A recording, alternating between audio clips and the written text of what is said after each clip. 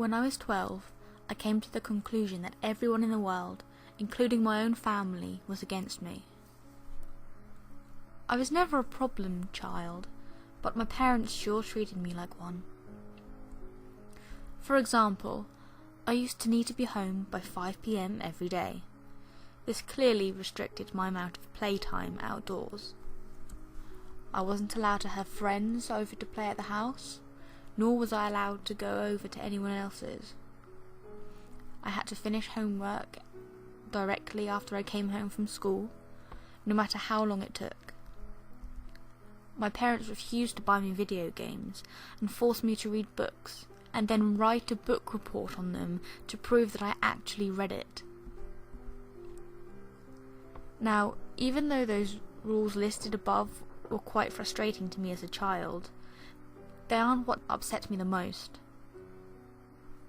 What really hurt me was the lack of compassion on behalf of my parents. My mother was a bitter woman who always made me feel guilty of accidents or mistakes I've made. My father only knew one emotion: frustration.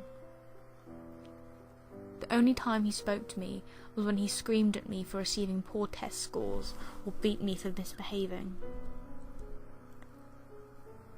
But enough about them. Let's talk about my school psychologist. For his own privacy, we will call him Dr. Tanner. Like most junior schools, a psychologist is always available on campus during school hours to assist any students in need of counselling, whether it's emotional, academic, social, behavioural, etc. To be honest, I've never seen any students talking with Dr. Tanner. Every day I would walk past his office on my way to the cafeteria and peek through his door's little window.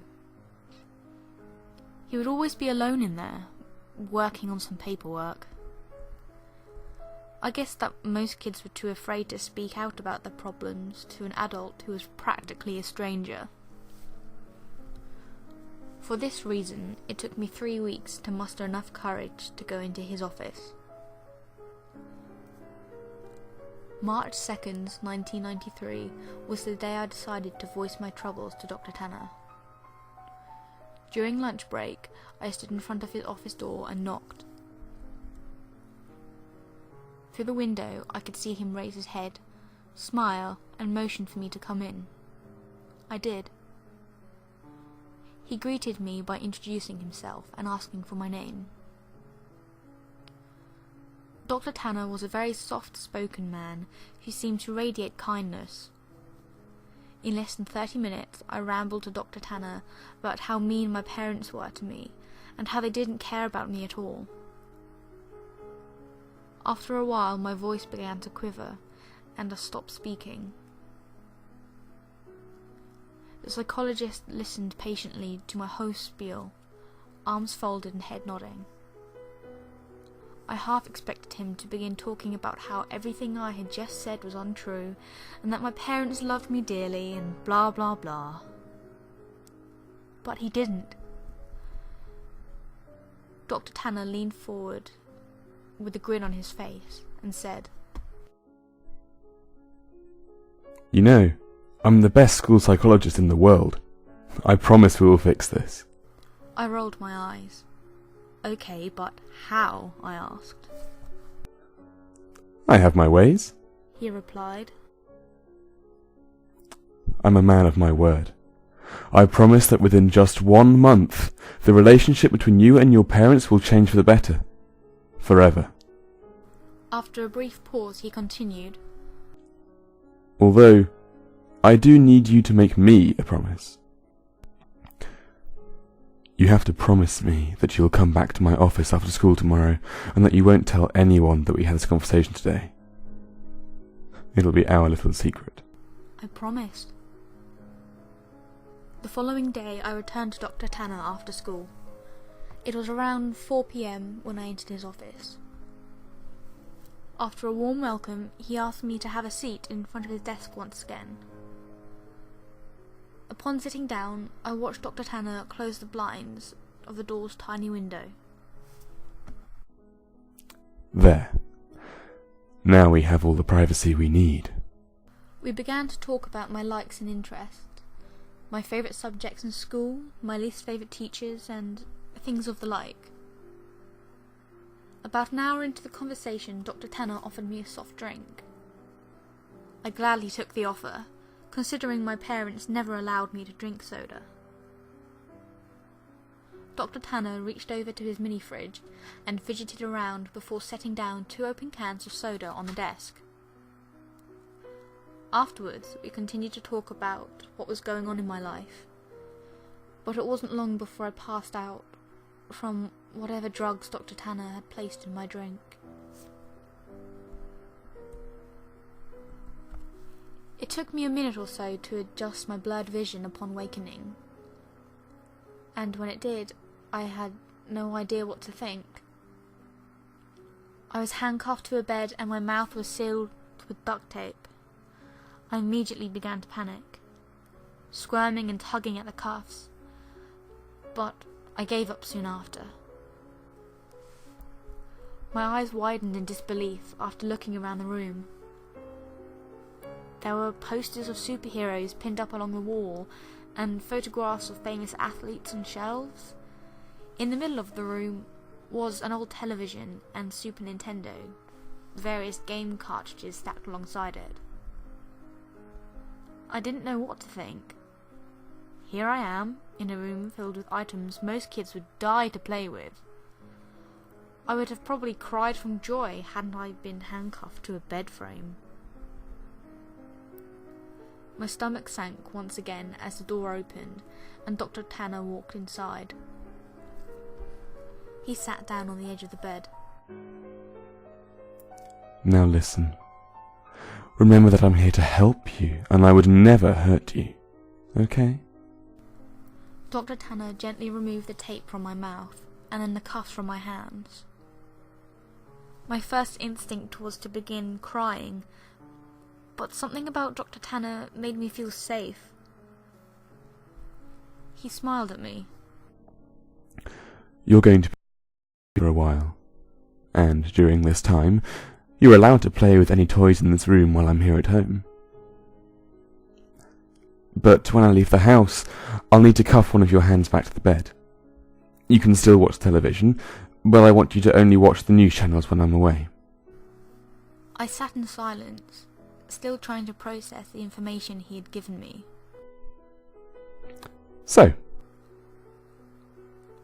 Dr. Tanner yipped, slapping me on the knee. you go ahead and knock yourself out. I'll be back when it's time for dinner.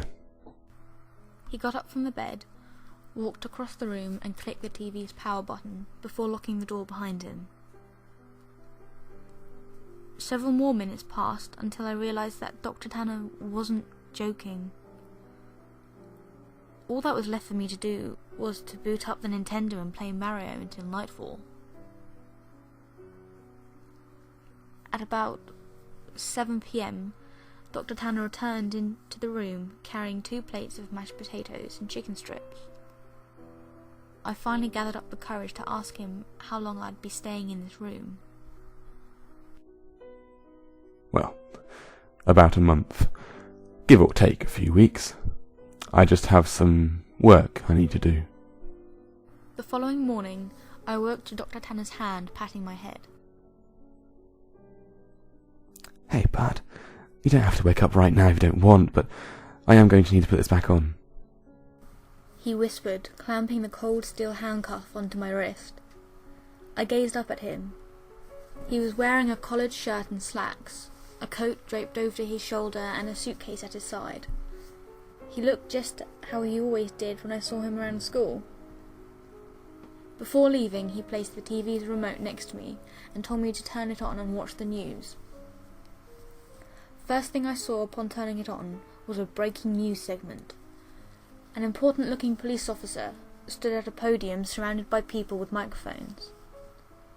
I happened to begin viewing halfway through. A statewide Amber Alert has been issued as of this morning. We have several investigators working towards identifying potential abductors, but as of right now there is not much evidence. Faculty members state that the boy had last been seen around 4 or 5 in the evening of. I began to feel nauseous as a photograph of me appeared on the screen. It was my yearbook picture from last year.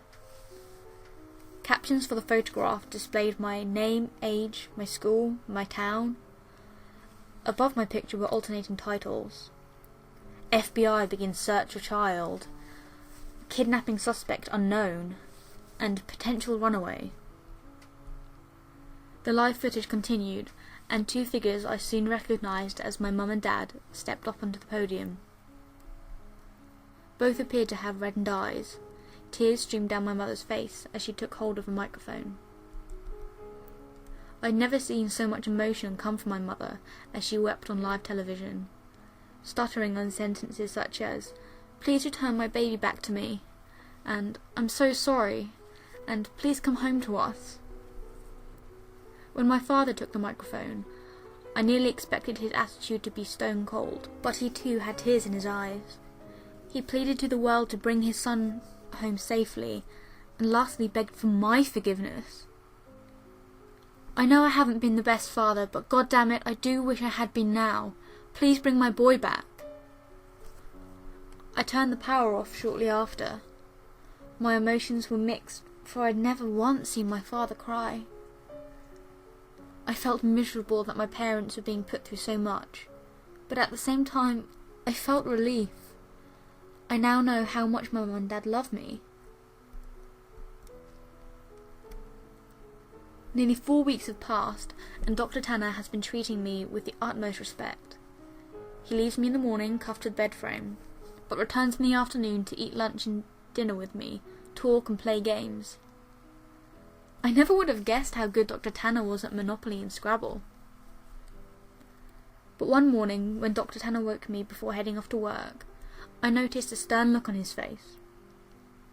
I also realised that it was 3 hours earlier than when he usually wakes me. You need to watch the news today. No exception.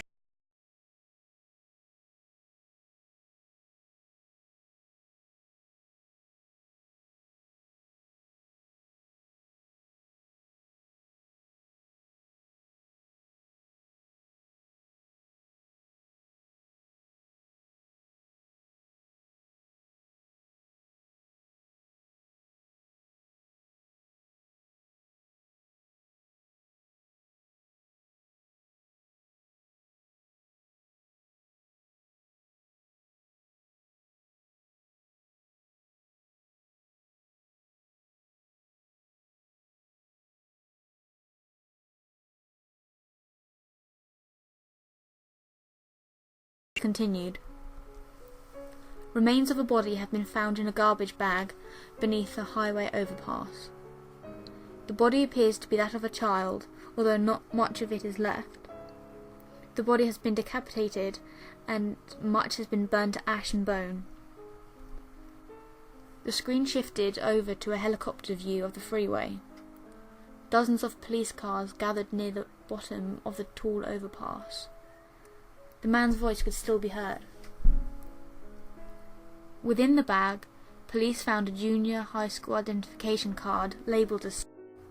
The screen showed the school ID card I always kept in my backpack. The plastic was sort of melted away, but my photograph and name were intact. After the two men dismissed themselves, the camera panned over to my parents. They were sitting among reporters. My mother's face held a painful grimace, and my father sulked his head down at his knees. I shut the television off.